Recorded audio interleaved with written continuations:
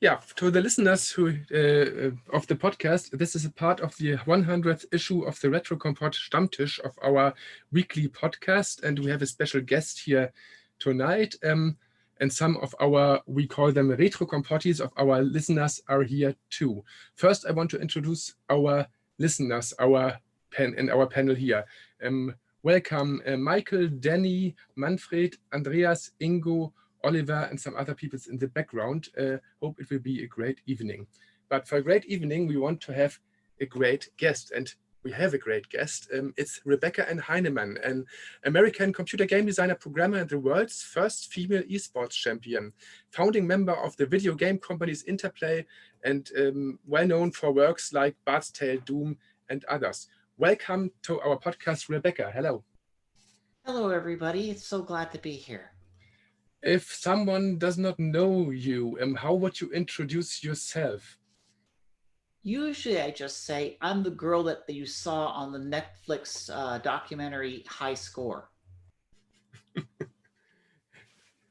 Yeah, 40 years ago, you won the video game tournament Space Invaders Championship. 40 years ago. What are your memories to that event today? Did you celebrate the 40th anniversary of it?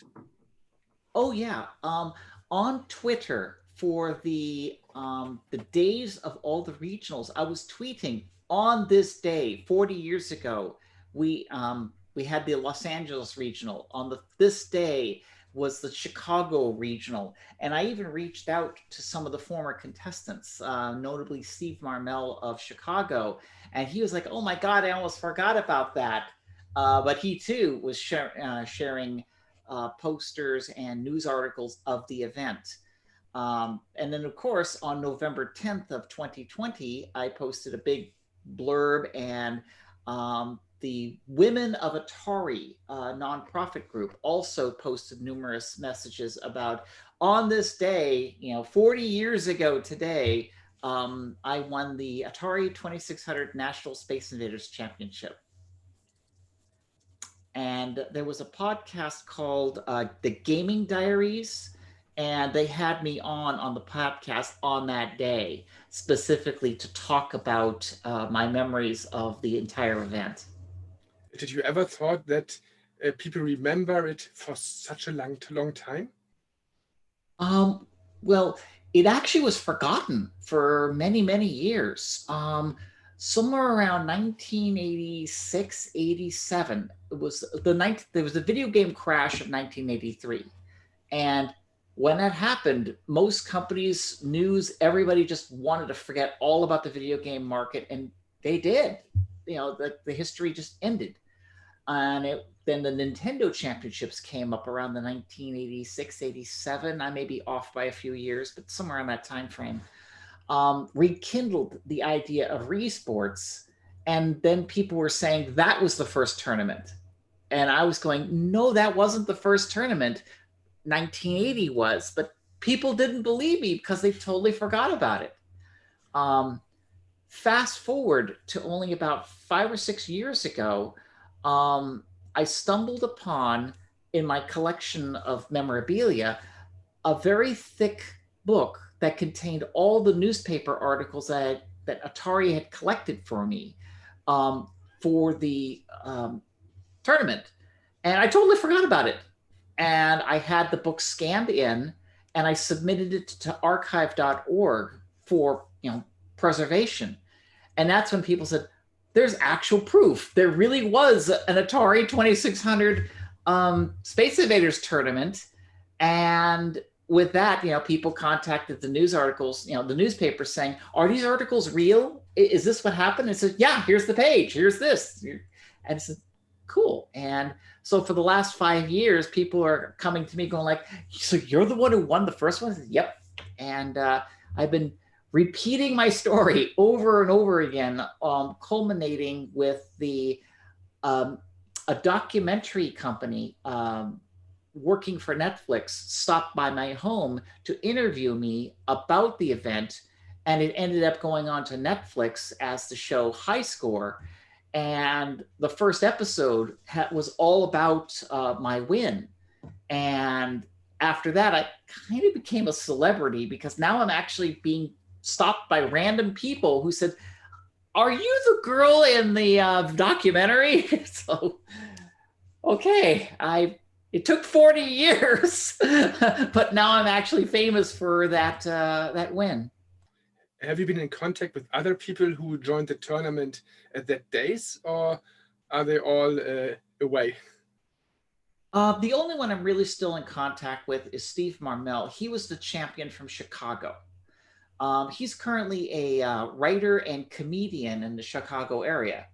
But the others, Frank Tetro, Robert Merrick, and Hing Ning, I just lost contact with them over the years. They're probably still around. I just don't know where. Okay, if there are questions from the other people, please ask. In the last interview, you told me that you told us that you learned how to program the Atari 2600 just by decompiling the cartridges. So that is amazing for me. So I never learned how to program assembler, do something like that. Is there a way how you can prefer, say, go this first and learn it, so that it would be the easiest way to get into that? Well, today there are manuals available. So you could just go to like stella.org or something. One of the people who did the Atari 2600 emulators and just read the manual. In 1979, 1980, when I was doing this, the how to program an Atari 2600 was a closely guarded secret. And the only way that a company could learn how to program the Atari 2600 was either pay a lot of money to poach an Atari employee, or the Atari employees quit to form their own companies. Hello, iMagic, hello, Activision.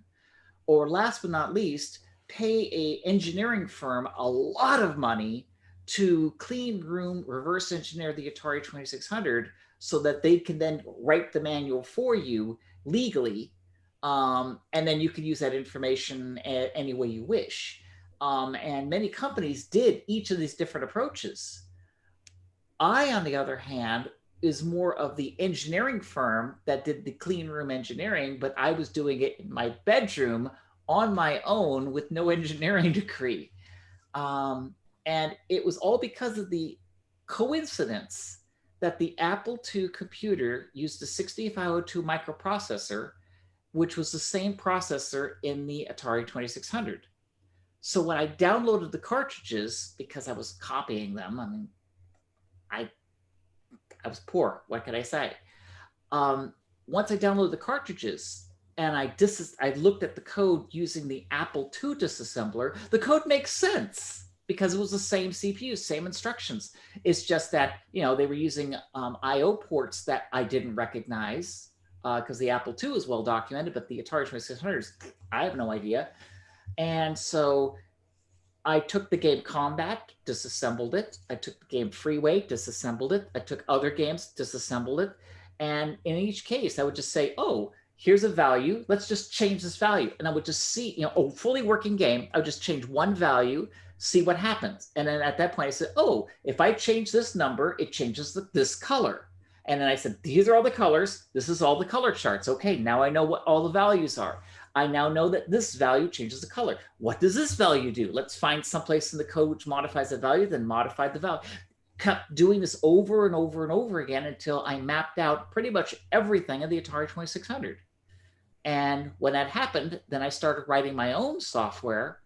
And it was when I was doing my own demo carts that I was approached by the Avalon Hill Game Company because they heard this girl is reverse engineering the Atari 2600. Is this true?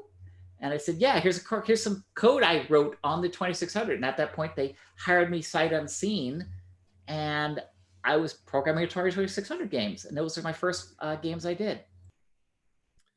Your first game was London Blitz, I read. What was that for a game? Yeah, London Blitz was a game done by at Avalon Hill. I worked with a guy named Will Shepard on that one, but I did the kernel and stuff like that, and he did some of the user interface of the game. let me see. Give me a second.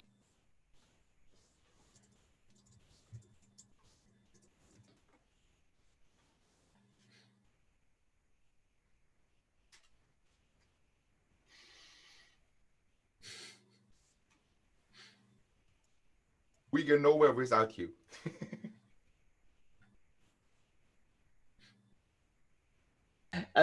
No worries. I'm sorry for the listeners. I had to take a call. It was very important, but I'm over that now. Anyways, back to the question, which was, reverse engineering the Atari 2600, learning to program. And it was, the only way I could learn without actually getting a job at Atari. The next question was to London Blitz. Okay, a London Blitz was essentially, my first demo cart was generating a maze, just a 2D maze, just blocks and just generates mazes. From that, we had the idea of making a 3D-ish game where you're driving down streets.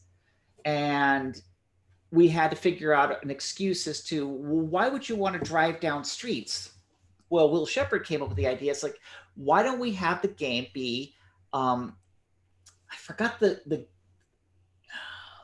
there's a common game that's out there where you make a guess of how many colors and numbers match up, and the computer would tell you how many things you got right, how many things are out. Mastermind? Or? Mastermind, something like Mastermind. We thought, why don't we do that? Because that's an easy game to program on a 2600, but make it so that that's how you defuse a bomb. So here's a bomb. You need to have like 10 guesses to figure out the code, which is just a Mastermind game.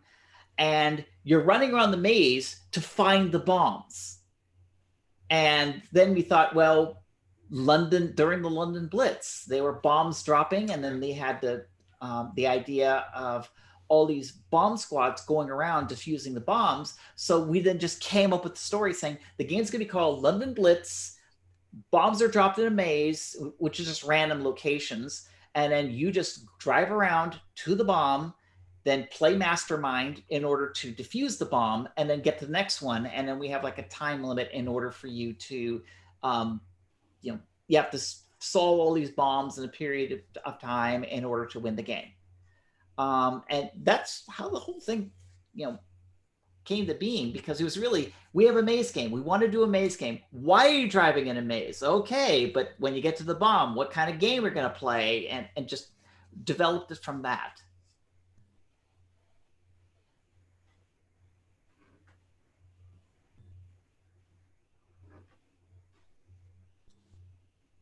Any other questions? Yes, I have a question, if I could Ingo? ask. Yeah, I read you were involved in the port of Half-Life for the Mac, but it was unfortunately cancelled. Do you have any information why, or what happened? Politics. Politics. It was strictly politics. The game was done. It was such a great game. Yeah, it was done. In fact, we even had people found out about it because when you ran the Mac version of Half-Life, in the game servers, it showed you either a penguin logo because you were playing on a Linux box, or a little Windows logo. I think it was the old Windows 95 logo back then. But the problem was that eventually people start seeing little Apple logos. They're like, wait a minute, why is there an Apple logo in the screen? That was because we were testing the game. But long story short, a representative at Apple contacted Gabe Newell over at Valve, saying that Mac gaming is the wave of the future and that they're going to sell a large number of copies of games on the Mac. Gabe Newell says, large number of copies of games? I like that. I like money. Let's do this. We were then contracted, Logicware was contracted to do the Mac port. And I actually hired some people in, and we started working on the game. It was myself, Andrew Meggs, Nate Trost, and three of us and several other help. We all worked on this port, and we decided to make this thing the best version on the Mac it could possibly be, and the game was beautiful. It ran on both PowerPC and 68K Max, but really focusing on PowerPC. It ran great on 68K Max. It ran. Yeah, it ran on the Mac 68K Max. It had to be a 68. It had to be like the 2FX, and it didn't run that well, but it actually ran. It was probably likely we were going to ship that version because the frame rates just wasn't there. But it ran. We actually compiled it, ran. But the PowerPC Max was doing great. We had it like an iMac, it's a little Blueberry iMacs and stuff, and it was working great on those things. And we were 3 weeks from shipping the game, meaning we were in late beta. We were just bug fix here, bug fix there, but we were playing, which was why we got ratted out by the network servers, because we were playing the game, playing deathmatch against each other. And of course, people were looking for servers and say, wait a minute, why is there an Apple logo on that? But that's when Valve, because now the game actually was Sierra and Valve, were getting ready to say, okay, the game's about ready. Let's start to do pre-sales and start contacting all the stores around. And they all were doing, Half-Life? Yeah, we're going to sell a lot of copies, except the number of copies of pre-sales was like 1 digit off. Like the true number of sales you have on the Mac at the time, which is like 1999, 1998, 1999, somewhere around there, you only sell about 50,000 copies of a hit game on the Mac. Apple, this representative I mentioned at the beginning, was promising 500,000 copies. So the people at Valve were like, where's that extra zero you promised? Well, the person who made this promise at Apple had already left the company. So the new representatives that come in, this is about a year has gone by now, a year since the initial contact to the time we're about ready to ship the game. And this new representative says, Apple would never promise sales numbers ever. And to which Valve was like, well, we are not going to release a game for on a platform where the company's being this kind of, and then they insert lots of 4-letter words. I still remember the day like today. It's like I'm sitting in my office. We're just playing. Actually, we're playing Half-Life when I get the phone call, and the person who was my rep at Sierra said, "Are you sitting down?" And go like, "Why?" And he goes, "Because we're canceling Half-Life." Oh my God. And I go, "Why?"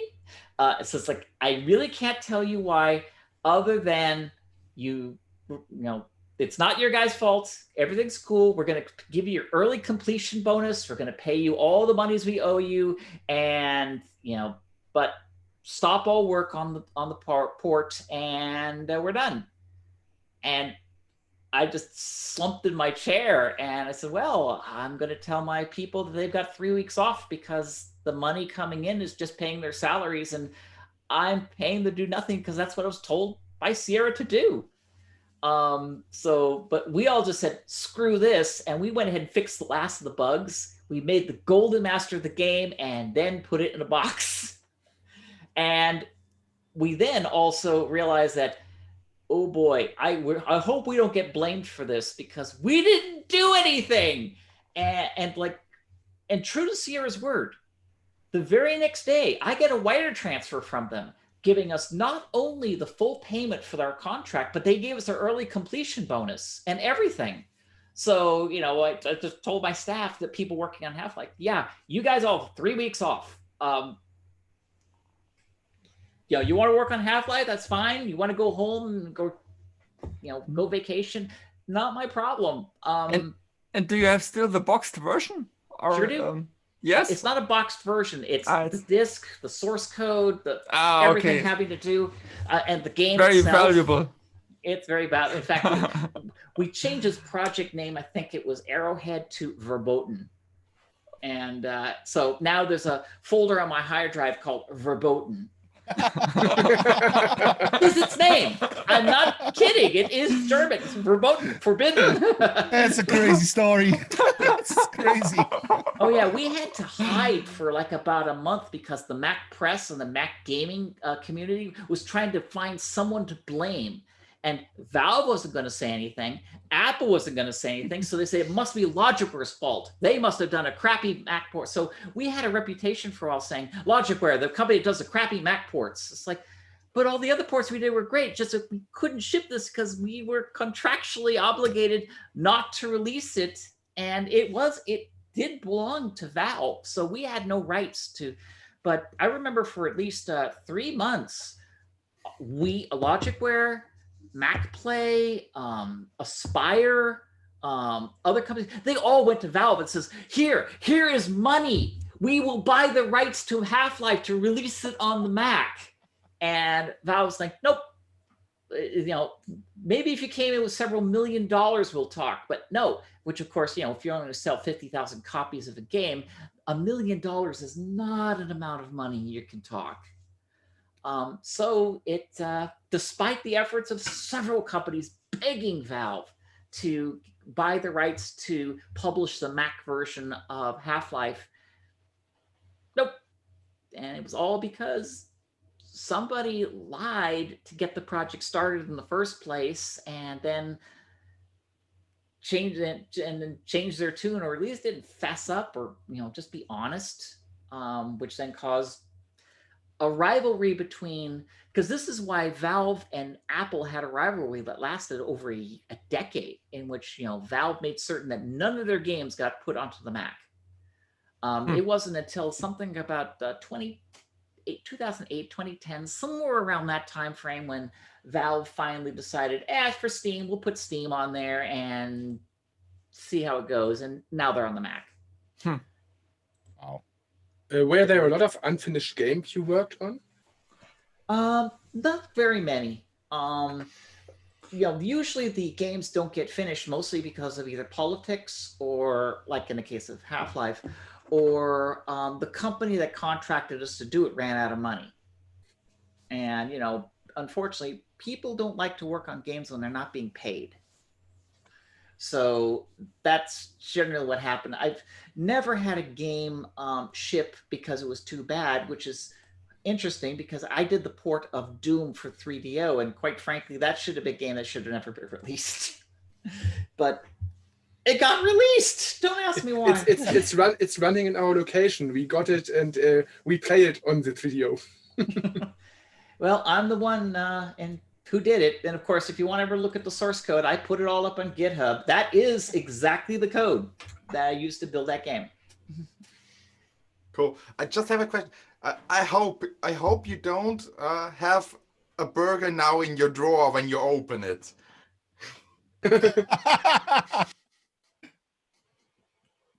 I will not confirm or deny that I just saw a burger in that drawer. And do you still love burgers? They're delicious. How can I not? In fact, yesterday I had a teriyaki, it's called the bonsai burger at Red Robin. And of course, this one needs to age a little longer before it's ripe.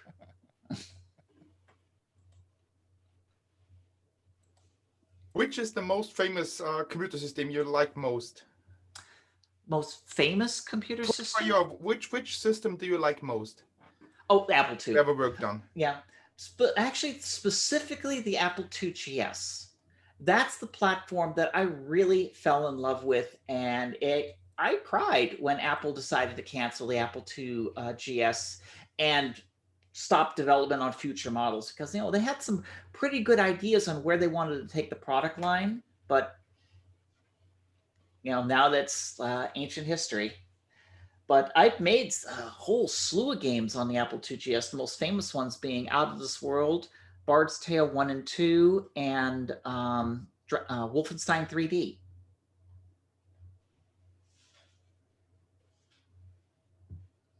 Is that also why you ended up doing so many Mac ports? Your love to Apple computers, or? Actually, no. It just I had a knack for doing ports. Okay. I actually entered the Mac market a bit late because I was still bitter from the fact that Apple canceled the Apple II. It wasn't until around 1980, Around 1994 was I finally really started doing Mac ports or Mac games in earnest, because anytime I did something on the Mac, I was doing it more under duress because I didn't want to support the Mac because of what they did to the Apple II. And, there was a part of me that was saying, like, so what if Apple comes up with a brand new computer in the next 3 or 4 years? Are they going to do to the Mac like they did with the Apple II, meaning that all these games I did are only going to be available on emulators sometime? Which, when you think about it, they did do that. Because, like, if you're running a game meant for PowerPC or 68K Macs, they have to only be run on emulators because the modern Macintoshes. And now, of course, they're going to do it again because since they released the new M1 ARM Macs, give them about 4 or 5 years and you're going to see them drop all support of Intel Mac products, because that's just what Apple does. So you're going to need an emulator now to run your PC games or PC products. You did a version of Ultima 1 in 1994. Yeah, for the 2GS. Why? Yeah, the 2GS was, I think, an Apple II on steroids. Yeah, it was an Apple II on steroids. It was, what if you took the Atari ST video hardware, make it the color resolution of the Amiga, and then put a 16-bit CPU in the board? That's what an Apple IIgs was. And it was because the chip can also run an 8-bit mode, you had the ability to run old software so that it ran Apple IIe software with like 99.9% compatibility. That was like unheard of. And with the 2GS, you also had the sound chip, which at the time, it was the best sound chip of any computer. Even the PC with the Sound Blaster, the Apple IIgs sound hardware blew it away because it was the sound hardware from the Ensoniq ESQ1 synthesizer. And it was because of that sound chip. So when I did my very first game on the 2GS, Task Times in Tone Town, I spent most of my time just developing a music driver and working alongside a musician, Russell Lieblich, to compose a soundtrack. So when the game starts, it starts with that heavy rock and roll song. And when you heard the song, you're like, wait a minute, this is coming from a computer. I've never heard music this complex coming out of a computer before. Now today, it's like, we're having complete orchestral music, but back in 1985, 86, that was unheard of. And when I did Ultima 1 and the Bard's Tales remasters on the Apple IIgs, the music's all polyphonic, symphonic music on an Apple II. So when you see, there's videos of people playing Ultima 1 for the 2GS, the first thing you'll notice is just hearing the beautiful music that plays while the game's running. How many people bought a 13-year-old game in that days? Well, that one was because at the time I did the game, the Apple II was already out of production and there was no stores that sold Apple II software anymore. So it had to be by mail order through computer clubs. I think I sold like about 500 copies, but that was actually more than I thought. I thought I was only going to sell 100 copies. So they sold 500. It's like, cool. Like Out of This World, I know we sold 2,000 copies. But those numbers are pathetic when you consider the titles of games selling on Steam. But I did those games not because of the money. I did it because I love the platform. Did you ever write a program or a game for the Vectrex? No, it's on my bucket list to do. Like when I finally do retire, where I don't have to earn a living anymore. I'm planning on doing a game for the Vectrex. I mean, I want to be able to say, I want to have an Intellivision game with my name on it. I want to do a Vectrex game with my name on it. And I want to do a ColecoVision game with my name on it. It may be the same game, just different ports. But the very fact I want to write code on those platforms, because those are 3 platforms I've never written a game for.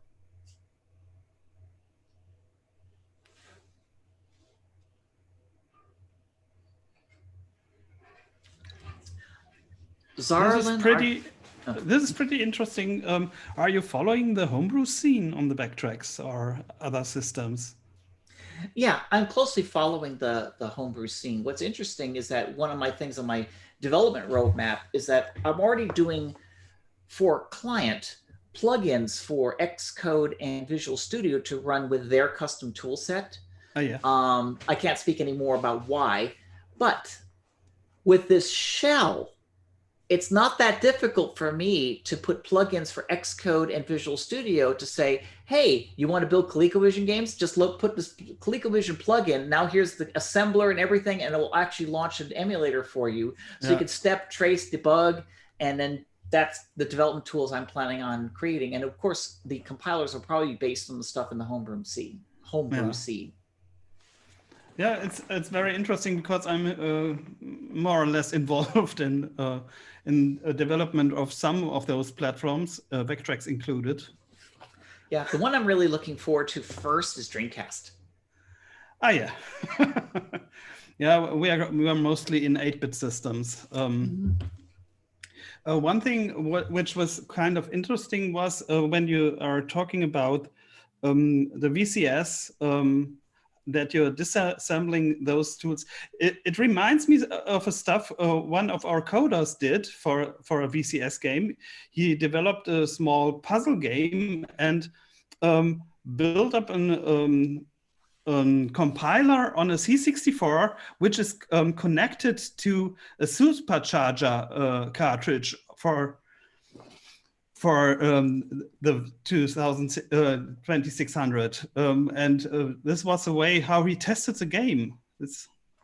It reminds me somehow the way that how you learn to code. Well, actually, in 1996, I think it was around there, I did a game called the Activision Anthology. Yeah. It was an Atari 2600 emulator of doing all the Atari games and was done for the PlayStation 2. How I tested those games was that I had an Atari supercharger, plugged into my Atari, and I actually wrote a piece of software, which what it did is it took a binary image of an Atari ROM, turned it into the tones, and then I played that out of my speaker into the Atari, into the supercharger, and then that's how it loaded the games into the Atari. Yeah. Yeah, I called it. This is a setup of my friend here. So, and then of course later on, I just had the tool just spit out WAV files. So I just up the WAV files with, in that case, it's like Winamp or something, and just played it, and then it just went straight into the supercharger and started the games. Yeah, it's quite similar. Now here it's a C64 who's doing this. Mm-hmm. Yeah, I mean it's just it's pulse-coded modulation tones, so it's not that hard to do it. All you need to know is what the tones were. Did you ever put yourself into one of your games? In a way, yes. I sign my games because I noticed during several years is that when I made my games, the companies, mostly like Avalon Hill, they didn't put my name on them. So I was a little upset about that because I wanted people to know that I wrote them. So when we went to both Boone Corporation and then later on Interplay, I had a feeling that the people there were going to do the same thing to me. So in every one of my games, I either have it, so if you type in the word burger, or you like hit Control B at a certain place for like some of the earlier games where you can't type into them, a picture would show up, or you would get ruthlessly slaughtered. Like in Mind Shadow or Task Times in Tone Town, the game would just say, a crazed management type comes running in and lops your head off. Another one goes, you hear some rustling in the next room, and a crazed management type comes running in and lops your head off in a clean sweep.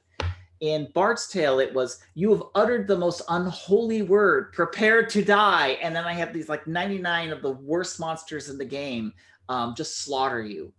And I just did this over and over again, like in Out of This World for the Super Nintendo. If you, during the opening scene where Lester is looking at the computer screen, it said, Burger OS. So I always put little things in there. Somewhere the word burger is in the game, or if you type it in, something horrible happens to you. It's only there specifically so that when someone claims, oh, Becky didn't work on that, then I would ask, then why do you get killed when you type in the word burger when you're in that room?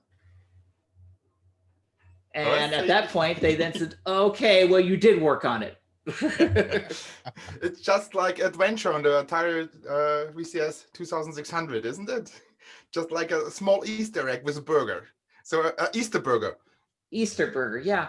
But it helped because there have been times in the past where I had people who, managers or owners of companies tried to claim that I had nothing to do with specific games.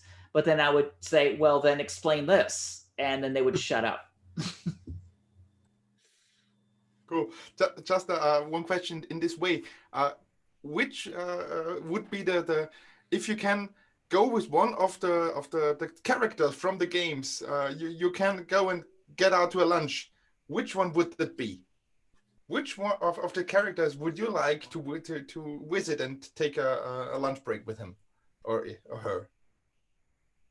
I would probably go with Lester of Out of This World and tell him, do not go to the lab tonight. Don't do that. You're never coming back.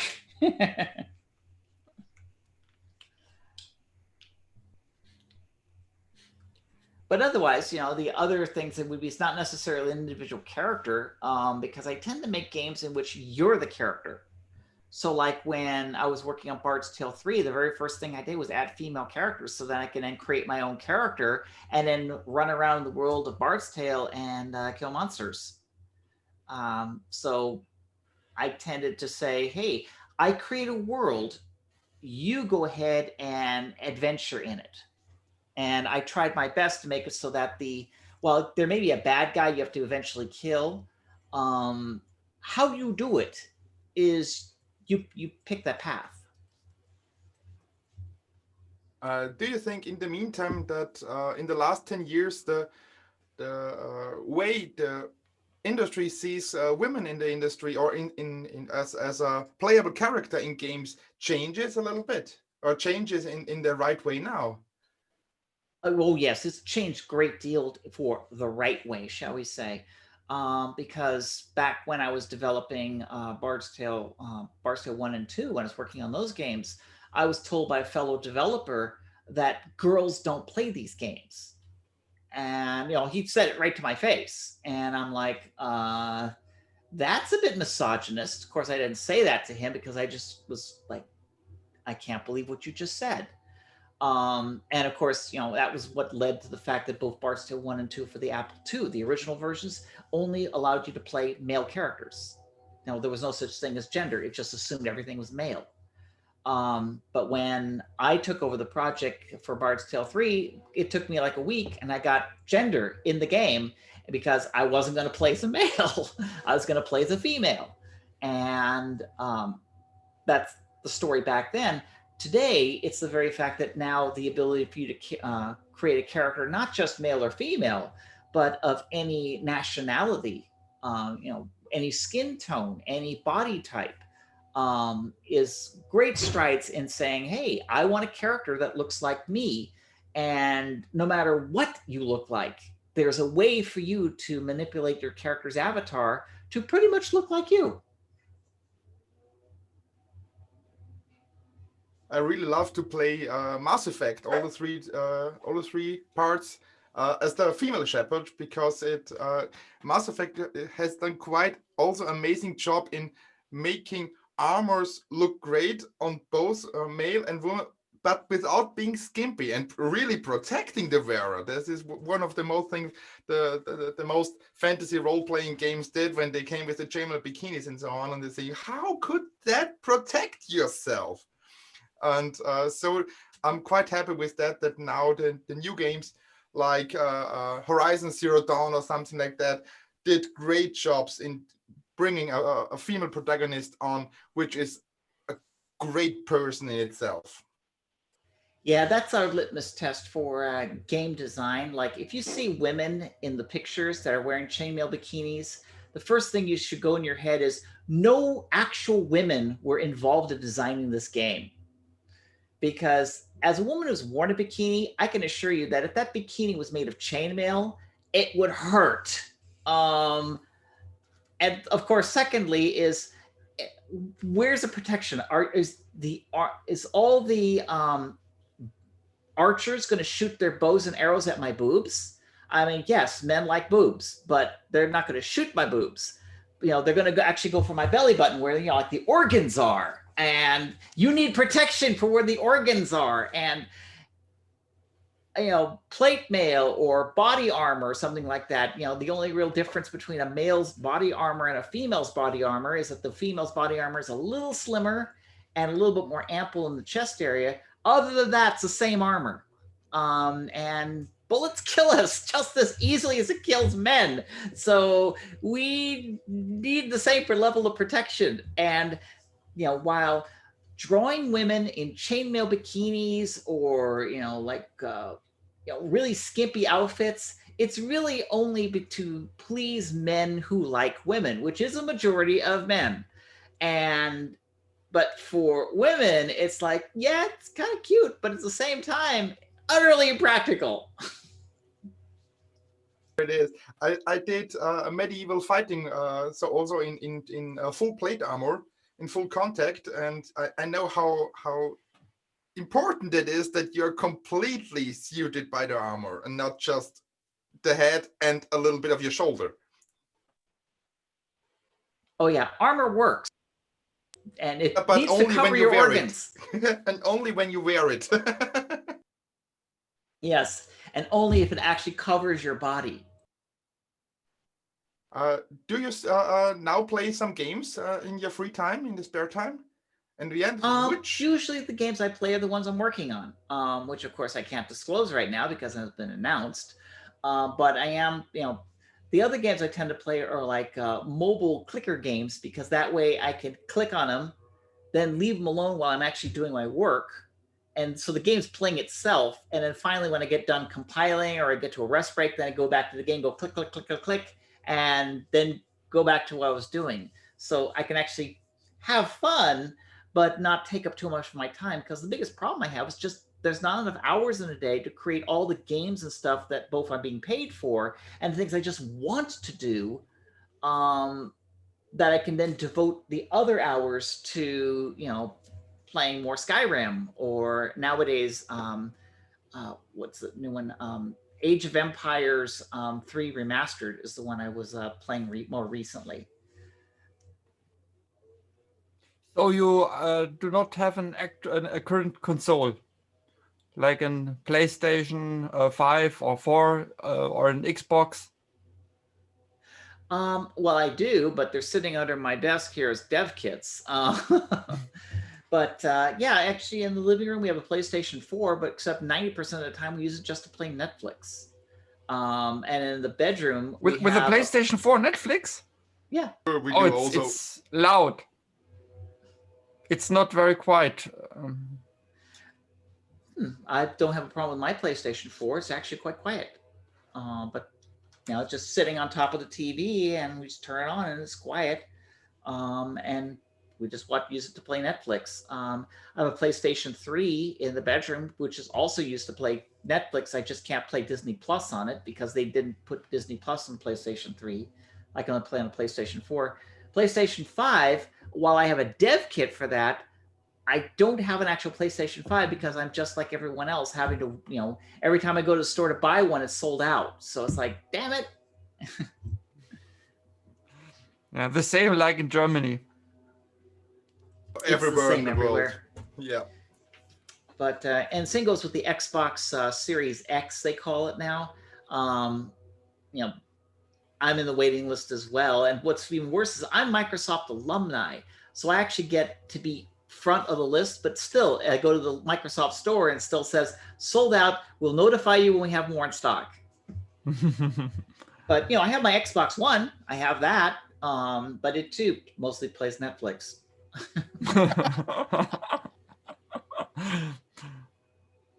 What was the greatest challenge in your life which you have to face? Challenge in what? The developing? I mean, that's a broad question. Like developing a game? Yeah, also in your personal life. Well, personal life was coming out to people that I was transgender. That was one where at the time I did it, my biggest fear was basically being fired and thrown out of the industry, because I had known several friends who did come out and then they were fired and thrown out of the industry. And my biggest fear during that time was professing what I really am, and then being shunned by all my friends and coworkers, and then losing my job, and then never being able to do the job I love. It turned out, though, good for me, is that that didn't happen. And I was embraced by my coworkers and my friends and family. There were some people who, even to this day, will not talk to me anymore because they're just transphobic, and they have their beliefs, and they're they have their beliefs. But most of my friends and coworkers, they said, "Yeah, you're cool." And my transition was completed, like, gosh, over a decade ago, and here I am. That was the biggest challenge, because in the years leading up to the decision, I was just terrified about the fact that if people knew my dirty little secret, that I would lose everything that I had built. And I'd see people who that's what happened to them. So it wasn't that my fears were unfounded.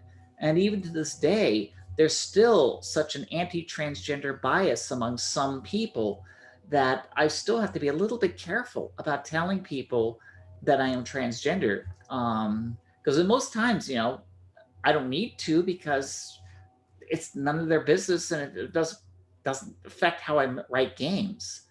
But in some cases, like right now, you asked me what's my greatest challenge. I'm outing myself right now, because that too was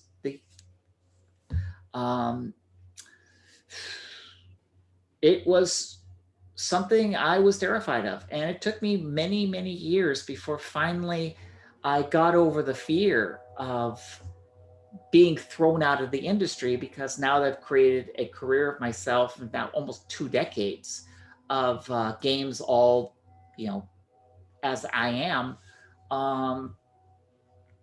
I'm pretty confident now that I'd be able to continue to do what I love for the rest of my life. Thank you for that. You do that, and I think you're a great light fire for everyone who is threatened by some transphobic people there, and to say, okay, I don't feel great, like I'm born a man, but I feel like a woman, and they have to come out, and you're a light fire to say, yes, do it, and it will work out. And yeah, because the biggest misconception is that someone says, I feel like a woman. That's not how it is. The truth is, I am a woman. I've always been a woman since the day I was born. It just so happens that I had a birth defect in which I had parts down there that didn't match who I really am. And the best way to be an analogy is, imagine, all of you, imagine yourselves as you are, with your mind exactly the way it is, except all of a sudden your body is a female body.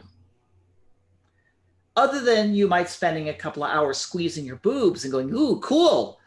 After that, when you start realizing, when you're living in the world and everybody looks at you as a girl, and you're saying, no, I'm not a girl, I'm a dude. I should be here with my friends, drinking beer, watching sports, doing all manly stuff, but everybody treats you in a different way. After a couple of years, you will go crazy. And it just like, no, this is not who I am. This is not who I am, until finally you decide, I'm going to do something about this. And I'm going to say, look, this body is not me. Who I really am is this dude. And you're just showing the world what you've always been. And, you have to get surgery to get your bodies back. And then you're back to where you were. And then you feel great because, hey, your mind and your body align. So you have no problem anymore. But during the time that you were in the wrong body, best way it describes is like, you've heard of the phrase Chinese water torture? where the drip drip on your forehead. Yeah. Being like that is Chinese water torture, in which just a few days in it, it's no problem. You know, boop, boop, you're sitting there and you can laugh at it, saying, okay, I'm in the wrong body, fine, I'll deal with it. But after a couple of years, it's like somebody using a sledgehammer in your head until finally get to the breaking point. And in some cases, the people will commit suicide rather than tell anybody that they're trans. Or they come out and hope for the best. Thanks for your view of that. That's really important to get also hear of that. Yeah, I hear so many like false stories of what people think transgender people are, like pedophiles who follow women into restrooms. You know, when I go to a restroom, the only thing I'm interested in there is going to pee, and then I'm wash my hands and then leave like everyone else. I want to spend as little time as possible in the restroom because that's the restroom. But some people think that, you know, transgender people are somehow sexual predators or something like that. It's like, that's furthest from the truth. I have a question Sure. with Space Invaders. Would you sometimes like to design a remake of Space Invaders, and how would it look like today? I would actually like to give my hand at creating a Space Invaders-like game, although Taito just announced Space Invaders Forever, which looks like a really fancy version of Space Invaders, and which they did some of the things I thought, hey, if I did Space Invaders Remastered, that's what I'd do, and they already beat me to it. Like Space Invaders meets Jeff Minter. Something like that, yes. What if Jeff Minter designed Space Invaders? Yeah, it's called Space Invaders Forever. You can look it up. Oh, okay. But yeah, I would have done something except a little less Jeff Minter and more, you know, like realistic looking aliens and then body parts and jibbing, because, you know, I'm also love to play Doom.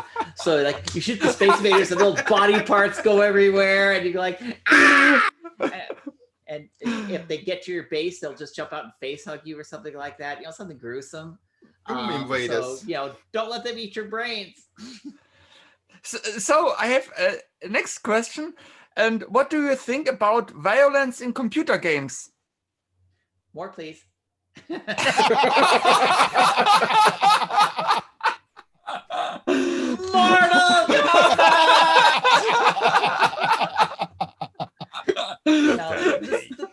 Violence in video games, as long as that people have a healthy idea that this isn't real, it's fine. I mean, it's just fantasy. It's not real.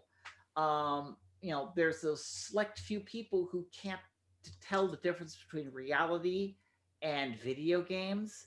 Well, it's not video games is the problem. They need to see a psychiatrist. And that's been one of the problems before, is that parents and prudes, shall I like to say, are people who want to ban violence from video games because they're saying, ooh, it's taking away from kids. Now, granted, I don't really want to see my 5-year-old grandson playing a game in which brains are being extruded from people's heads or something like that. Wait till he's 12, then he can go ahead and see it, because let's face it, he's already seen enough Dirty Harry or Rambo movies to, by the time he's 12, that what am I protecting him from?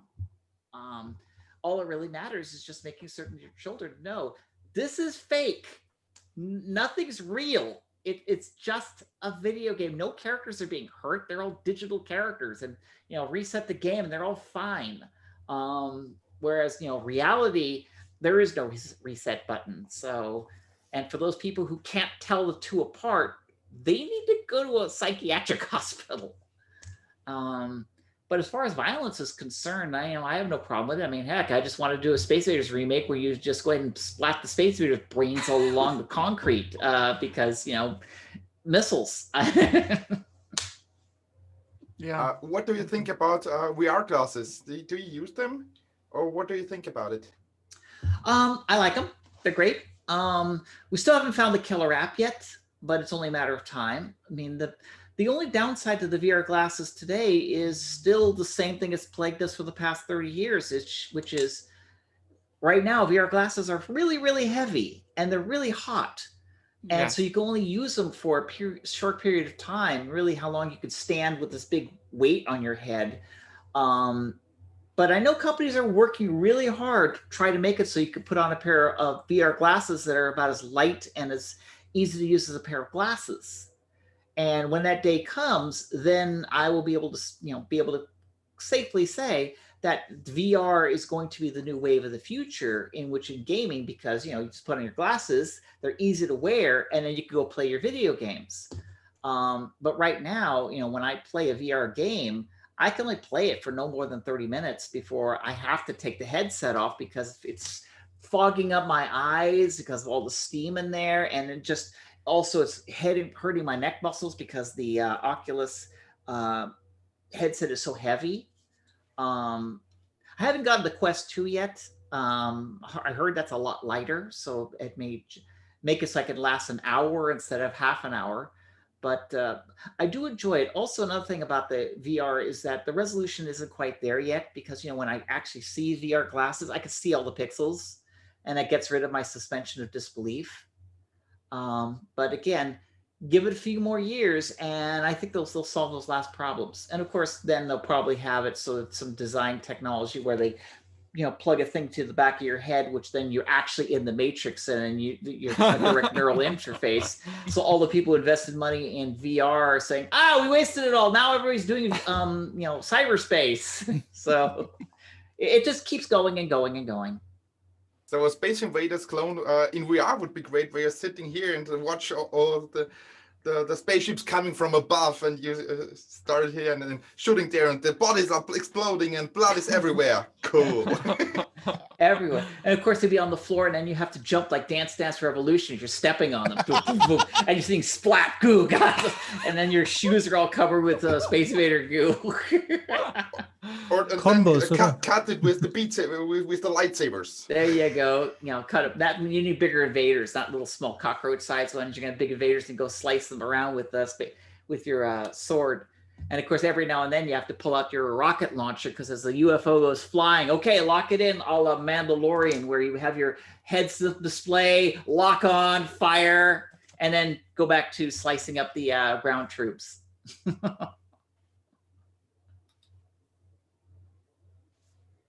You got multiple awards for Sailor Renko, a Sailor Moon-based fan fiction. Can you tell us something about that story?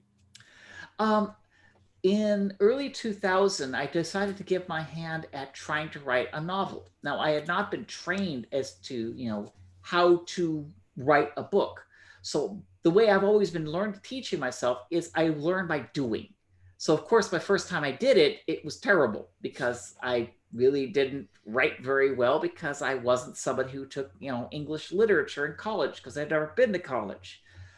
But I had ideas because I've always, been very creative. I've done writing for Bard's Tale, run writing for Dragon Wars and so forth, but I never actually wrote a novel. And I came up with this idea. A friend of mine wrote a story called Sailor Ronco, which is where you take Sailor Moon and Ranma 1/2, the characters meet, and there is the story. I like the story, but then all of a sudden, because of my dark, twisted mind, I came up with an idea of what if the Terminator shows up? And I actually came up with the story. And I wrote the novel. I was posting it up on, what's it called? Fanfiction.net. And like every week or every 2 weeks, I'd write a chapter. And after about 6 months or something like that, I had 23 chapters and concluded the book. And of course, it was a bit hard to read because I was terrible at writing. I since have rewritten the story and fixed all of my errors and republished it. But people were amazed at the story I actually came up with, and it actually worked. Because my whole basis of the story is, what if you had technology and what if you had magic? And they actually fought a battle. And in the case of technology, the computer just could not understand what magic was, and that was its weakness.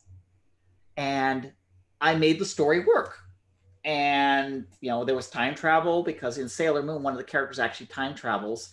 And I gave her a really bitter backstory because she was doomed watching the Terminator story happen over and over again. You know, they would fight World War III, they would come to the battle, they would defeat Skynet, but Skynet would always send some Terminator back in time. And then we do this all over again. And she's just watching this happen over and over again, trying to find where is it that this whole thing started so she could stop it at the beginning.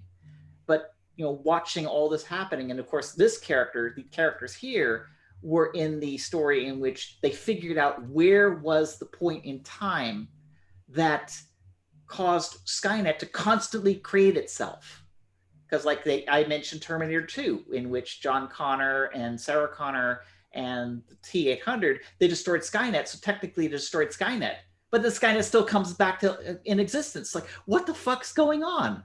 And, you know, I had a piece in the story, which I won't disclose because you have to read the novel, in which there was something very logical in which Skynet was doing his own little dirty deed that ensured his existence or its existence. And once they figured it out, they took care of that problem, and then none of this shit happened. And then end the story. But when people read this, they're like, holy heck, I like this. At that point, I then wrote another novel, instead of being a dark science fiction, you know, with battles and everything. I decided to be just a stupid little comedy. And people said, oh, you could write comedy too. So then I said, okay, I'm going to do a Godzilla novel. Oh, you could do that too. And then I did a more like a samurai story, which is the more recent one I was doing. And it's like, you could do that too. So, you know, I was doing all these different novels in different genres. And it was all because I was just testing myself to give myself the skills to write these novels.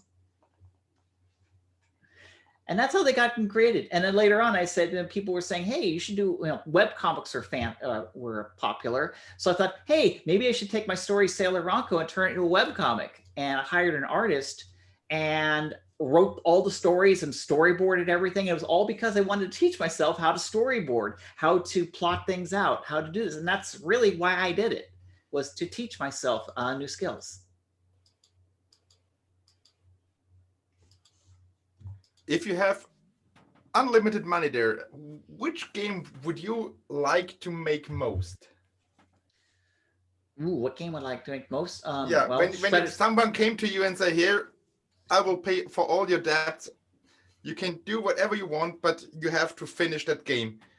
Oh, that'd be Shredded Worlds, Dragons of the Rip. That would be the game. It's the game I've been working on now for almost a decade, in which essentially, what if there was a Bard's Tale 4 or Bard's Tale 5, or in that case, Dragon Wars 2 or something like that, except this is my own IP, my own stories. Everything is created is my own. The trouble is because I don't really have the money to fund the development, in the sense that I got the code running, the code's doing, the game's blocked out. I'm using art that I just ripped off from Bard's Tale and Dragon Wars as placeholders. But I need to hire people to actually do the 3D models and the 3D characters for the game. But I've been, you know, there's so much storytelling in there that that's where I've been spending all my time, writing all the stories, writing all this. But because it looks like something out of 1990, because of my lack of ability to draw, it's constantly been sitting in the back burner, only because, you know, I'm not made of money. So why not Kickstarter it? 2 reasons. One is that if I was to give me a second here. Sure. Just give me a second here.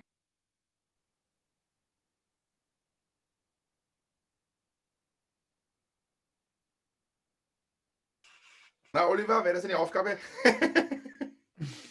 Anyways, back to what I was saying. You know, I just want to, you know, create, you know, Dragons of the Rip or Shredded. The full name's called Shredded Worlds. I already bought the domain name, so I can actually say the name without worrying about anybody stealing it. But the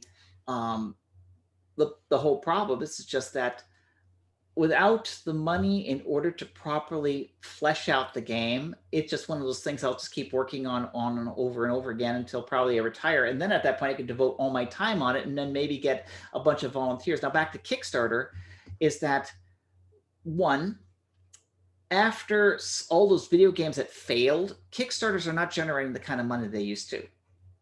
You know, maybe I might get $500,000 if I'm lucky. And even if I did get $500,000, they would take away, you know, about 15% gets taken away for taxes and Kickstarter fees. So you're really like 425,000. And then immediately you're going to have all these people saying, when's the game done? When's the game done? I donated $5,000. I should have a say in how you developed it, or blah, blah, blah. I don't have time to deal with all these people and make the game at the same time. I would actually have to hire somebody as a community manager to deal with that, which now means I'm going to have to take away anywhere from $10,000 to $40,000 of this money just to pay this person to deal with all these people. And then, of course, in order for Kickstarter to truly be successful, you also have to have tchotchkes, items like the fully boxed version, the the miniature sword that comes in there, the cloth map. Those cost money. So that also comes out of the Kickstarter money. So really, even you say I got $500,000 for my Kickstarter, but really I'm only going to be able to spend $200,000 to $250,000 of that developing the game. The rest of it to make all the things I promised to people and a community manager. So then it gets less and less interesting or inviting to me in order for me to do a Kickstarter, unless I am absolutely guaranteed in some capacity that I'll get over $1 million. Then at that point, oh yeah, there's still money after paying all this stuff. Yes? You need to Give me partial payment.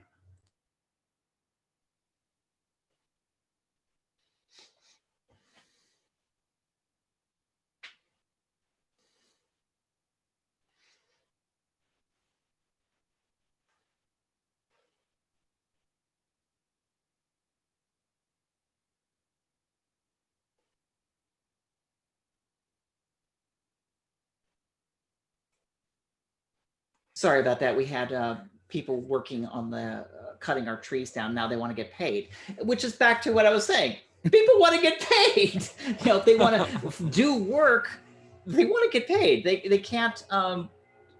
So back to the Kickstarter thing is that unless, let's say, I had a movie star or Lord British himself or something like that all vouch for me and advertise the Kickstarter so I could somehow have a shot at making $1 million, then at that point, I would have enough money raised from the Kickstarter to actually go through all the trouble. The other problem is that if I'm only going to get $250,000, well, then there are other ways I could just raise $250,000 without actually have to go through all the drama of Kickstarter. And in this case, I only have to deal with one or two people, the investors who gave me the money, to say, here's my status reports and here's what's going on. And even then, $250,000 is not a lot of money. I mean, most games these days, you know, you need at least $2 to $3 million to get anything decent looking, especially for an RPG. Where, you know, if I was doing, let's say, a small puzzle game or something with the like Undertale, which the art in Undertale is very, very simple. The game's story and the game's mechanics is what made the game so wonderful. But that's a game I could make for $100,000 to $150,000.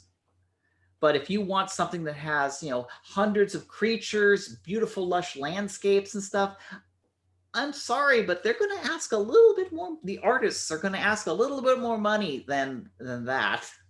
And see, that's my dilemma, is where, yes, I would like to work on this game. I have the grandiose ideas, but at the same time is whereas Kickstarter is kind of dead to me now because the math just didn't work for the kind of scope I want to do. And of course, if I commit to doing something, because I have to finish it and it's going to be devoting my time and I have to pay my rent, or not in my case, my mortgage, to survive during the time. But whereas I can live on essentially minimum wage, because this is my project, other people can't. And unless I have the money to pay them, I can't commit to hiring them to do my dream project.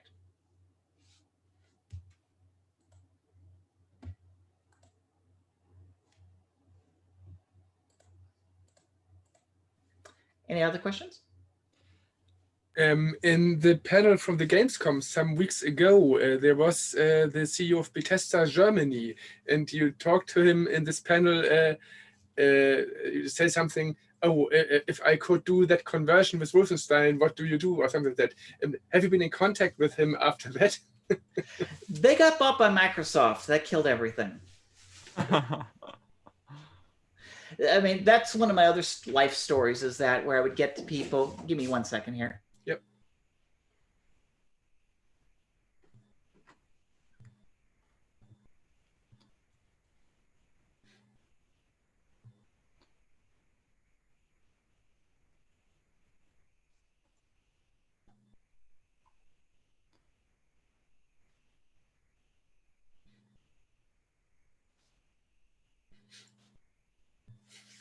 That was fun. Anyways, what was I saying before I just got interrupted? Yeah, Microsoft bought it. Yes. I've lost count with the number of projects in which we were on the verge of signing a deal, and then something like that happens, where either the company goes out of business, example, when I was running Contraband Entertainment, we were doing business with 3DO, doing ports of their games and doing original titles. And they were looking for us to be their Mac porting house to do games like Heroes of Might and Magic. We did Killing Time for them. And they wanted us to basically port all their games onto the Mac. And then, of course, we were going to be starting up doing things like PlayStation 2. But 3DO went bankrupt. And we were like, in negotiations for them to even look at to buying our company.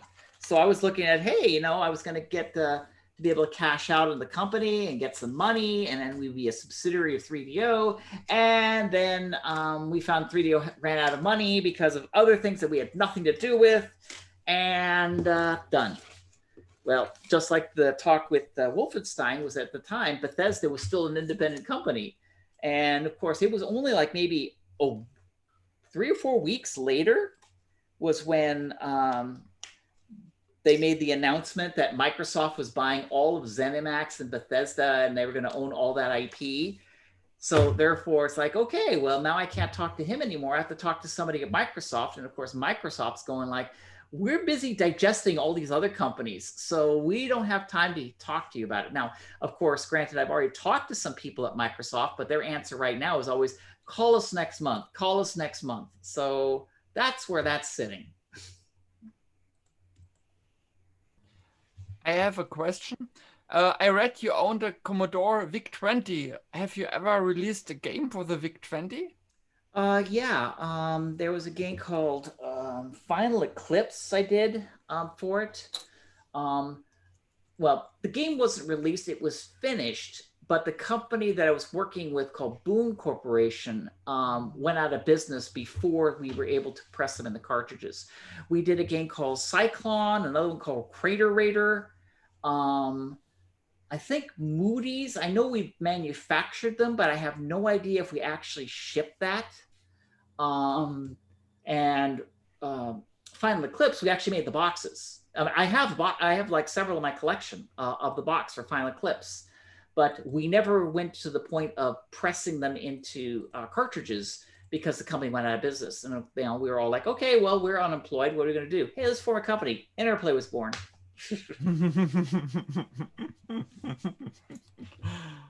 Nice.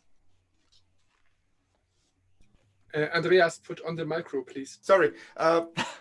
So when it's quite hard to get the money for the modern version of the game, why not make a game that looks like, let's say, just like Tale 3 or something like that? Or do you just want to make a new looking game just like Skyrim or something like that? Well, the bar right now, the minimum is like with Bard's Tale 3 is, have you seen the Bard's Tale trilogy remastered that just came out from Microsoft / Chrome? Yeah, it's on my pile of shame. Yep. Well, that's pretty much the minimum bar, that if you're going to do a Bard's Tale-like game, people are going to expect at least that level of graphics. So you have a 3D engine, you can look around, you have the static monsters. Of course, In my case, I would have done 3D models for the characters, but all the characters would just do a little animation. That's pretty much it. But even so, it still costs money to do all that stuff. And, that art doesn't come from nowhere. I mean, Chrome, I know, spent several $100,000 doing all that art. I don't have several $100,000. I mean, I barely had the $300 I just paid the gardeners. So, and they're busy chopping down a bunch of dead trees there that I had to get rid of because it's a fire hazard.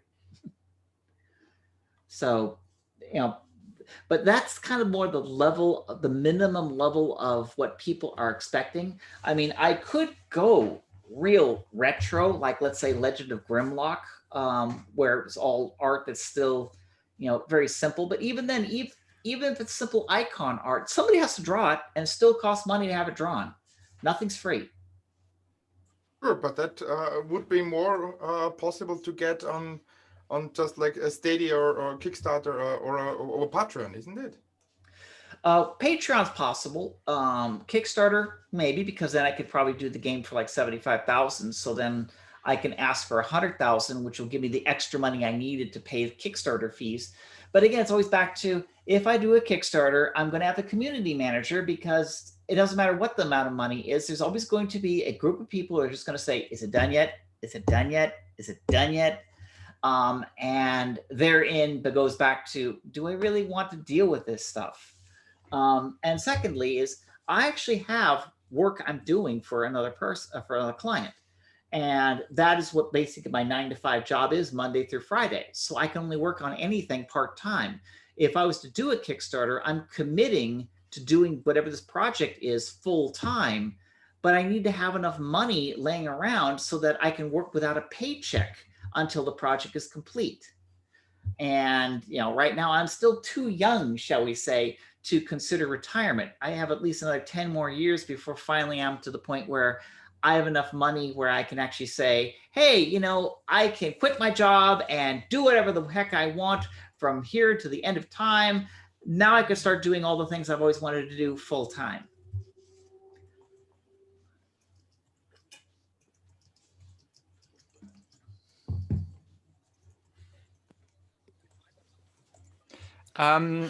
I read that you created the Mac port of Tempest 2000. Was it fun to create such a crazy game?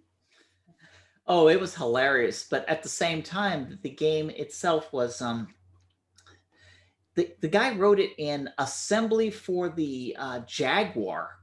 So we had to translate from Jaguar assembly into 68,000 assembly and do all those visual effects and so forth. It was a pain in the butt, but we were able to do it. But that was pretty fun. The biggest hang-up we had was just the controllers, be able to manipulate the character around the Tempest wheel in a way it responded quite well, because you had to play the game either with the keyboard and with the mouse. And so we had to come up with a way of user interface so you can move the mouse left and right, or move it in a circle so it can actually move the character in a circle around the Tempest field. So that was a challenge. But other than that, it was fun. It was nice getting Tempest 2000 on the Mac. And how many people were in the team of the port? That would be 2. That's Nate, Trost, and myself. Okay, great. Did you ever play it on the Jaguar? Yeah, I've played on the Jaguar. I've never written a game on the Jaguar. So that would be also a nice homebrew scene there on the Jaguar. I believe that there's a nice homebrew scene, and especially since they've got all the bugs finally documented in the Jaguar hardware, so you know what to do, what not to do. Yeah, the Jaguar was an impressive piece of hardware, especially for the time. It's just a shame that Atari's marketing dropped the ball so badly.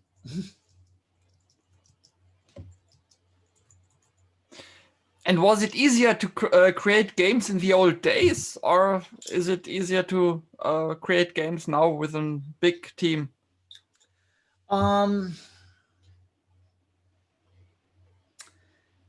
today it is easier to create a classic game because we have such easy dev tools. Because one of my biggest problems was back in the 80s when I was writing Apple II and C64 games was I was writing the games on my Apple II or C64. So the Apple II's assembler and the C64's assembler, it took minutes to compile the code.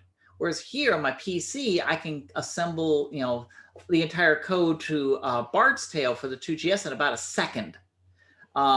So, the development time was so much nicer now because I could say, okay, I'm going to change some code in Bard's Tale, build it, and then it's immediately in the emulator within like 10 seconds. Whereas on the Apple II, I would make some changes. I would then hit build, wait a few minutes, and then I can then run the game. And of course, I'm running it at, I was running it with an accelerator, but it was still, the iteration times were a lot slower. But it's comparable like right now. Like today, if I build the Unreal Engine, it takes 35 minutes on my machine to build it from nothing to actual code. So some things haven't changed. But other things is where, if I build classic code, like code for the Game Boy or for the Apple II or the C64, modern assemblers on a modern PC can compile the 6502 code in by the blink of an eye. And man, I would have killed to have a development system like this back in the 80s. I would have churned out Apple II games like nobody's business. But, whereas modern games these days, this compiler, especially the new C compilers like C++ 17 and C++ 14, stuff like that, they're so slow that, people who write in those languages, I'm like, what's wrong with you? Because when I write in C, I write usually in C98, C03 style. And I run them in a modern compiler and it compiles pretty quickly. I mean, I see my entire project build like a Bard's Tale Remastered. When I built it on the PC, it's all written in C and it's a modern game for Windows. And it took about maybe 15 seconds to compile all the code. But then I see a game like, there was a project I was working on, which was a comparable complexity of code, but they wrote all of it in C++ 17 with templates. And that game compiled in about 25 minutes. And it was the same number of lines of source code. And I'm like, why is this taking 25 minutes where mine's taking 15 seconds? And it's because all the complexity of the modern C++ with templates and all the wacky language syntax and stuff. I mean, I look at this code, go like, what, my cat stepped on the keyboard? Is that what you're typing? Whereas, old C++ and old ANSI C, it's pretty straightforward and simple code. And it's all there, not hidden behind all these wacky : blah, : blah, syntax. So it's a simpler time. I'm like, get off my lawn. You whippersnappers don't know how good you had it.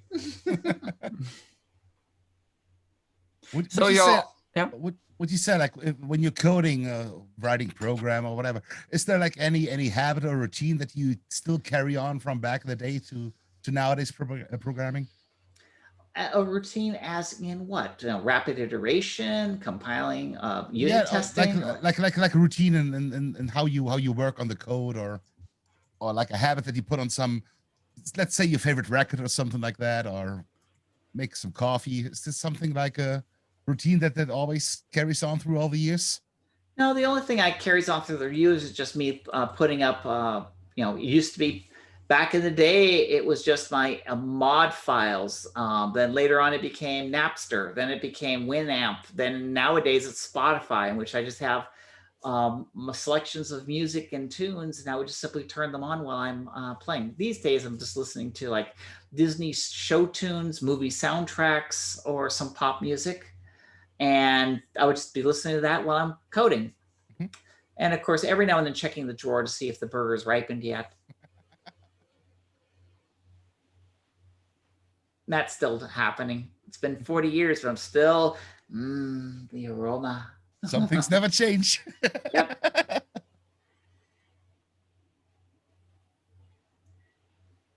On your website, you've got a library, the burger lib. which you called low-level OS for nearly every system that's quite actually on the market. This is a library you use every day, or Yep, is it for? all my games are based on it. It's called BurgerLib, and its a slogan is the only low-level library you'll never need. And today, people use a thing called SDL, something simple development library or something like that. Direct media layer. Yes, yeah, media layer. I was doing that before that came out.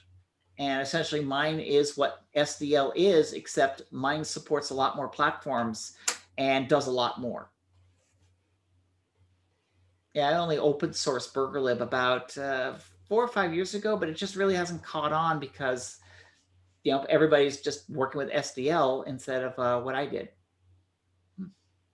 I was astonished about the list of modern systems that are supported right now, which is PlayStation 4 or 5, and it's something that sits on the existing OS.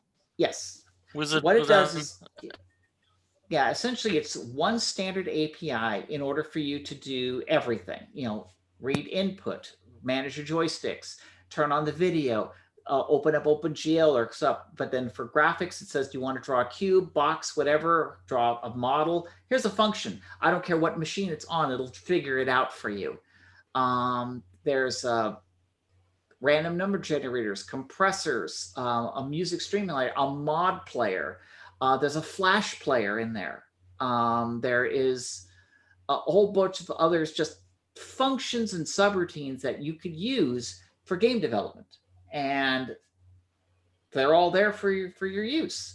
And the best thing about them is that if it runs on one machine, you just recompile it using this library on another platform, and it just runs.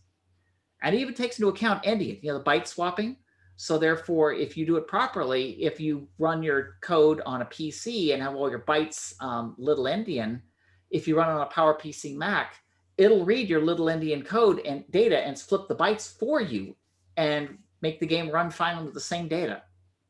And of course, it runs on Mac OS all the way back to, let's see, on Mac OS 10, I support 10.4 and 10.5 for PowerPC.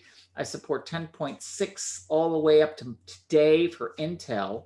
I now support Big Sur and Catalina for ARM, although I'm going to kill Catalina for ARM. It's just going to be Big Sur because now the M1s are out, and that's the initial operating system. I don't have to worry about Catalina anymore. Then it does PlayStation 5, PlayStation 4, PlayStation 3. It has Xbox Classic, Xbox 360. Of course, Android, iOS. And with Android, I support Intel, MIPS, ARM, and I think those are all the CPUs. MIPS, although I'm kind of deprecating because I can't find any more Android devices that use MIPS anymore. So I only can test it on ARM and Intel chips. Then there's Mac OS 9, the Wii U, the Game Boy, the Nintendo 3DS, 2DS, it supports that. The PlayStation Vita. And of course, with compilers, I support a whole slew of compilers from OpenWatcom to Code Warrior, of course, GNU, Green Hills, which is for Nintendo. It just goes on and on and on. And I have this giant unit test program that whenever I make changes to BurgerLib, I have the server rack that actually has all these different machines and stuff like that. And it loads the code, builds it, and then tests it on those different platforms to verify they don't break anything. Astonishing. Yeah, my most recent addition to the server rack was a Mac Mini M1. So I can now test it on ARM Macintoshes.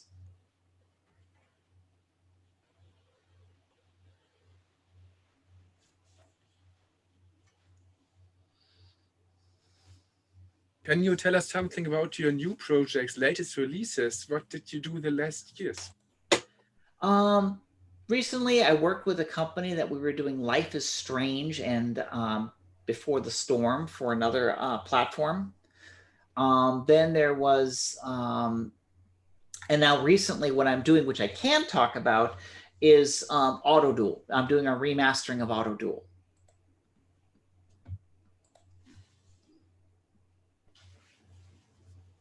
That's what pays the bills. Any more questions from the panel? Yes, I have a question. All right. Yeah, you already mentioned the Unreal Engine. Is it your favorite 3D engine? Of the commercial engines, yes, it is my favorite. Most notable because you get the whole source code. That's one of the things that's killing me from Unity, because Unity is kind of a black box. So as a result, since I can't go into the engine itself, if I find bugs or stuff like that, I can't really do anything with it. I had to do a project years ago called New and Tasty for Oddworld Inhabitants to get it onto the PlayStation Vita and on the Nintendo Wii, the Wii U, that is. And the problem with it is that Unity at the time wasn't bug-free on those platforms. And I ended up having to go through hoops to get access to the source code of Unity to fix the bugs so we could ship the game. Whereas Unreal, I don't have to talk to Unity. I just simply pull the source code down from GitHub and make the fixes. And of course, if it's a fix that's good for everybody, I can actually submit it back to Epic Games so they can then give it the fix to everyone else if they choose to. But at least I don't have to worry about the company blocking me. Now, the thing I don't like about the Unreal Engine is that the build system's like, holy hell. If I had designed it, I wouldn't have designed it the way they did, but it's not my engine.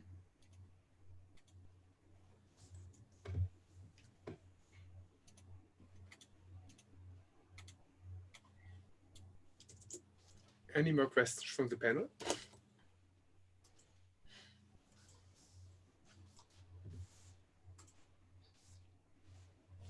Everything is happy. Everything is I think so. Yeah. And so concludes the Atari 2600 National Space Invaders Tournament. Okay. Well, that's pretty much what they did to me. I mean, heck, when we were told that when we started the game, this is back 40 years ago, they told us it was going to be sudden death. 5 contestants, winner take all. The winners, once the game begins, everybody's going to drop out as the aliens land or kill you, and whoever's the last person standing is going to be the winner. And 20 minutes into the game, Steve Marmel from Chicago, aliens land on him. Okay, he's out. We got these other 4 players. Half hour goes by. Other 4 players. Half hour goes by. Other 4 players. Another half hour goes by. Okay, these 4 players, we are getting bored. And so concludes the Atari 2600 Space Invaders Tournament. And that's when they said the judges are going to the other room, tabulating the scores. And I'm sitting there going like, do we have to play this anymore? And he goes like, nope. Pull the cartridge out. It goes like, I am never playing this game again in my entire life. How many people participate on this tournament? The finals, there was 5. But at the regionals, it was between 20,000 and 100,000 people each. Jesus so many people in that time. It's unbelievable. Oh yeah, Atari totally underestimated the demand, because when Atari came up with the whole idea of the tournament, it was just to sell Atari 2600 Space Invaders cartridges. And they thought, hey, only a couple of thousand people are going to show up. And that's the first tournament they held. It was in San Jose. And when they set it up, they thought only 5,000 people were going to show up. 20,000 people showed up, totally overwhelmed them. And that's when the people at Atari going like, oh crap, this is a lot more popular than we thought. So they boosted stuff up. They took a couple more weeks to plan it out. And then finally, when they did the Los Angeles tournament, which is the first one they did after San Jose, which was done in October, because the first one was done in end of July, early August. So they spent a couple months to realize, but when they set up, they were expecting another 20,000 people, because that's what they had in San Jose. 40 to 50,000 people showed up in Los Angeles. I was one of them.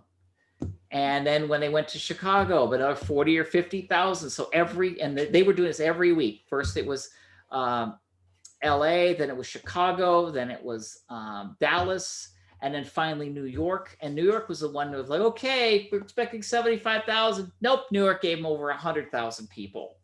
So by the time Atari finally finished up all the regionals, they're like, we're not going to do that again. But every one of the regionals, they sent one winner to the nationals, and that's why there was only 5 people. Is it correct that there were special versions of the cartridges for the tournament? No. No. No. That was the Nintendo tournaments you're thinking of. Nintendo tournament had a special cartridge for that. No, Atari was just the plain old Space Invaders cartridge right out of the package.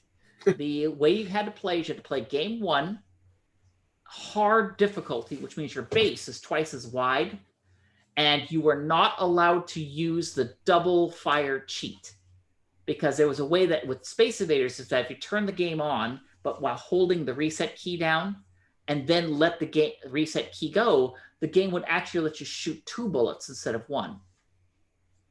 And that's considered a cheat.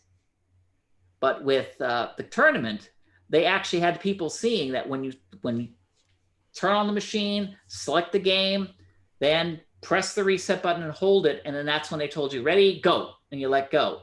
And if they saw 2 bullets coming out, you're immediately disqualified. Do you play Space Invaders still today?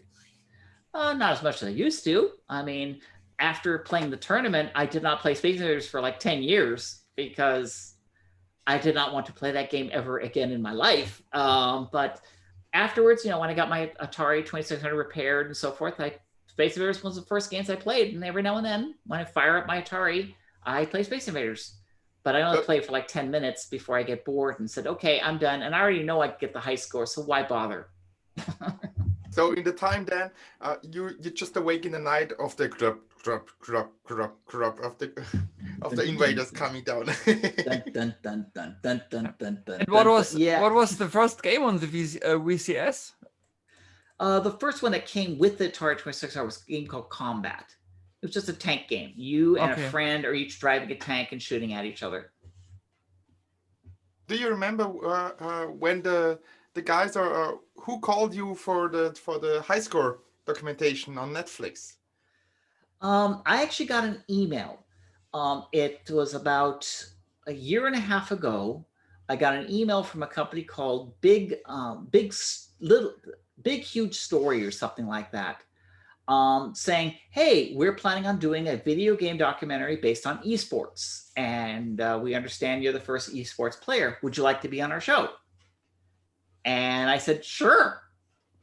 And then they said, great. Here's some papers we need you to sign for release.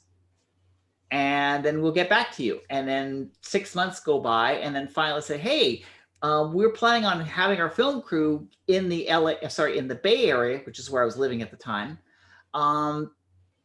We want to schedule the time for them to come to your house. Are these dates good? And I said, yeah, those dates are good. And because they were scheduling with people like Nolan Bushnell and just other people in the area. So they were like, they had to fly into the Bay Area, stay in a hotel, then go to one person, interview them for a day or two, then they would go to another person, then they came to me, and they were at my place like 3 days. They came in, sat me down in front of my bookcase, and then just interviewed me for like about 2 hours, 2-3 hours. Only about maybe 5 minutes of it actually ended up in the show. And then the other 2 days was them filming me sitting around like looking at this classic TV. Another one, they had flashing lights in my face as I did this with the joystick. Others were like me walking by a telephone pole, grabbing a paper off the wall. There was another scene where it actually had me coming out of my front door to a barbecue, and I would flip a burger and then stand there holding the spatula as a way of homage to my burger nickname. None of that ended up in the show.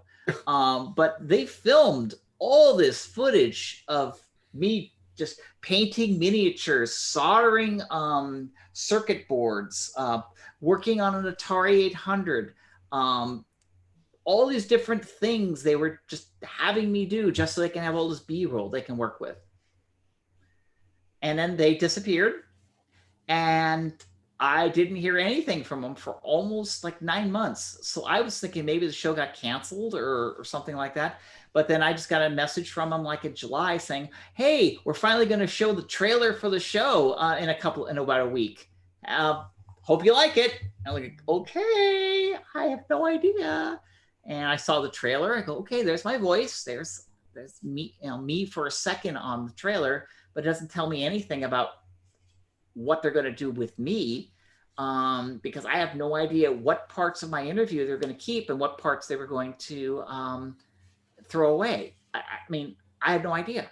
And then, like everyone else, when the show premiered on Netflix, I sat there on the TV and I was kind of nervous, going like, I hope they don't make me look bad. And I watched it and I was quite happy with it.